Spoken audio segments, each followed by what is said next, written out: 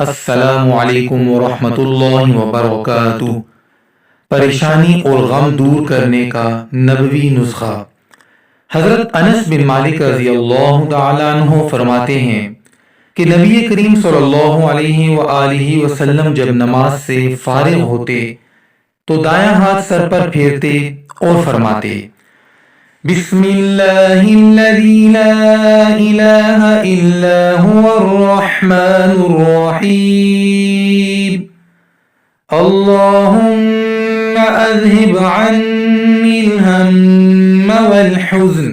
ترجمہ: اللہ کے نام سے شروع کرتا ہوں جس کے سوا کوئی اور معبود نہیں، اور وہ بڑا مہربان اور رحم کرنے والا ہے۔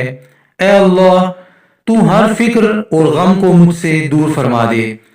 ایک روایت میں یہ بھی ہے کہ اپنا دایاں ہاتھ اپنی پیشانی پر پھیرتے اور فرماتے: اللہم اذہب عنی الہم والحزن۔